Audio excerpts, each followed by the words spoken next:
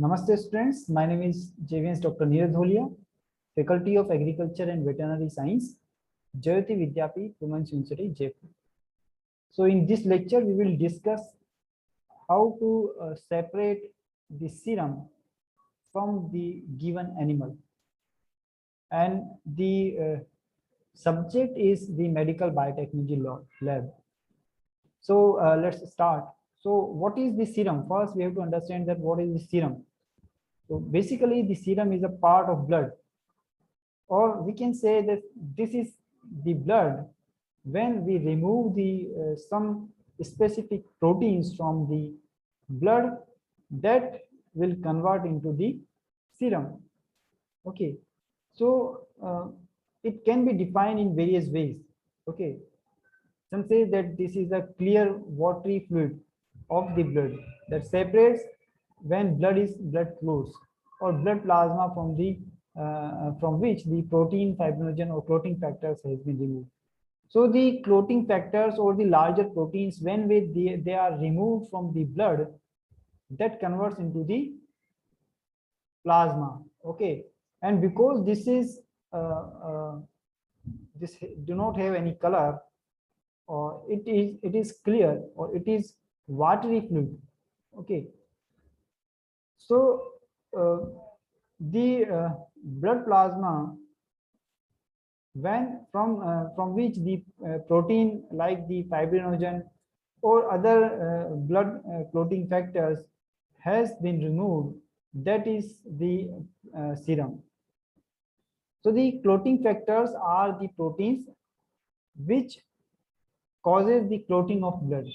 When the blood is allowed to clot after the withdrawal from the vein, so the clot slowly shrinks and a clear watery fluid squeeze out from the clot is known as the serum. So we can see in various conditions when we have a wound and the wound is covered with the clot, but after clotting, the some watery solution or watery fluid squeezed out from that clot. So that the fluid is the serum. So how to collect the serum or how to separate the serum from the blood? So first of all, we have to collect the blood. So blood sampling will be there, and the how to collect the blood we have studied in the previous lecture. So blood can be collected from animal or from the patients. The clinical sample may be there. So blood obtained from the patient should be handled extremely carefully. We should take care about the contamination. It should not be it should not be contaminated in any step. So generally, it is collected from the intravenous route. The blood is collected from the patient from the intravenous route. It is directly transferred to the collection tube, and the collection tubes are the sterile container uh, that is the stoppered and also has a label on it. So in the label or on the label, we mark the name of the patient, we mark the date, and some other informations which are required uh, to get back the information that the sample is what and why and from whom we taken the sample and for what test. Okay, so it depends on the purpose of collection whether the blood has been heparinized or not. So in many conditions, we do not want that the blood will clot. So we add the coagulation agents in them. So it is prevented from the clotting. And if it is not required, it is not necessary, so we will let it go with the clotting. Okay. So when the serum is desired to be collected, it is not heparinized because you want the serum. So it is making the clot. It is good for us.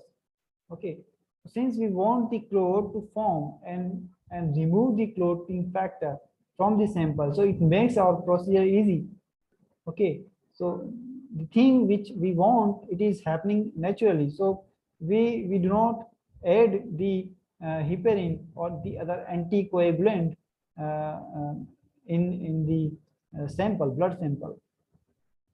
So it is critical to take care when an individual is dealing with blood, since blood is a biohazardous material, and the container must be stoppered to prevent the spillage or contamination or other things.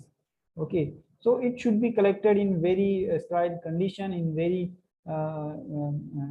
with very take care, that it should not be spoiled, it should not get contaminated, it should not leak out.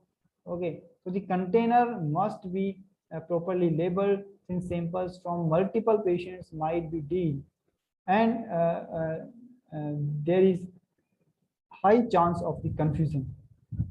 So while conducting the test, we should take care about these things.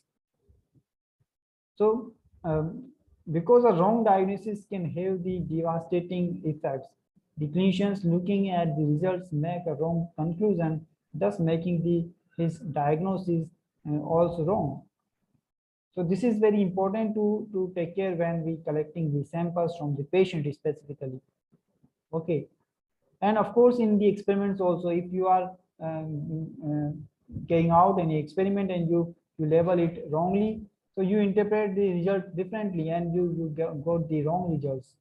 Okay, so now talking about the procedure how to perform the experiment.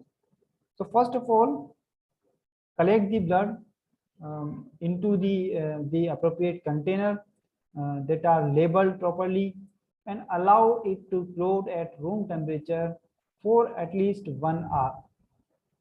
Okay, because floating is beneficial point, our plus point, so let it be float. Do not add the anticoagulant and heparin in that.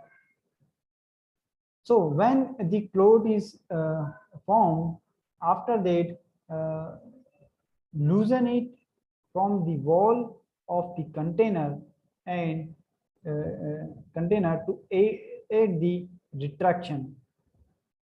So keep at 4 degrees Celsius and leave it there overnight. Okay.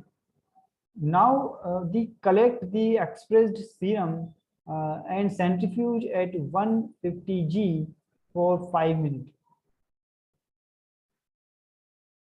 This is required to sediment the other particles, for example, the erythrocytes, and then at 350 G for 15 minutes. Okay, so other proteins, larger proteins, other the RBCs, etc. We do not want that. So we have to take care about that. We will, after leaving the overnight, in the morning, we will collect the serum by after centrifuge it 2 times. One for 150 G at 5 minutes, and second is 350 G for 15 minutes. Then the serum is separated now. Transfer the serum by taking the serum from the supernatant of the container, suitable for long-term storage. It is now suitable for long-term storage, and we should heat at 56 degrees Celsius for 30 minutes to destroy the heat labile component of the complement. So there are some complement proteins are there, and if we do not heat the sample, that will makes the sample destroy. Okay, so it is necessary for the long term storage. If you want to use it within few days, so it is not necessary to heat it, but if you want to store it for long term, if you want to perform some more experiment, from the remaining sample, you have to heat protect it by heating it at 56 degrees Celsius for 30 minutes. So this was all about the serum separation from a given animal. So in this we have understood that what is the serum. Okay, so larger proteins, RBCs, and the clotting factors, when we remove all these things from the blood, this is the serum.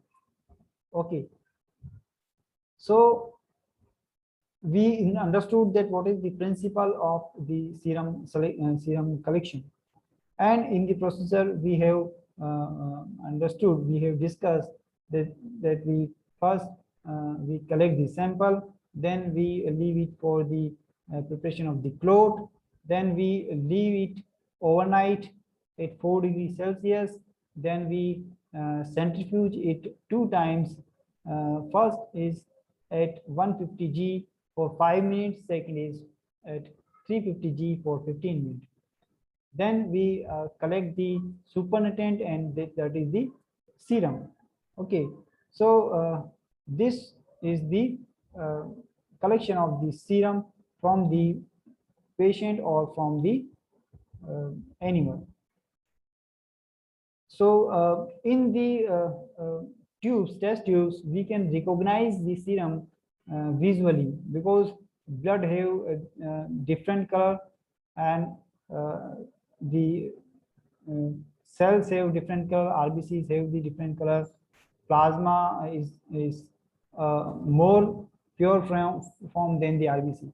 Okay, so we can get the plasma from the blood, and we can get the serum from the plasma. So when we remove the RBCs or RBCs and cells from the blood, it is known as the plasma. And when we remove the other proteins, larger proteins and clotting factors from the plasma is converted into the serum. So there are 3 different terms which are used. That is, one is the blood, then second is plasma, and third is the serum.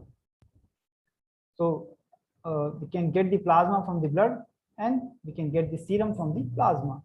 Okay, so that was all about the collection of the blood from the animal. So hope you are satisfied with this tutorial session. If you have any doubt, any query, you can write in the comment box. And this session is powered by Digital Version 2, Jyoti Vidyapeeth Women's University, Jaipur. Thank you.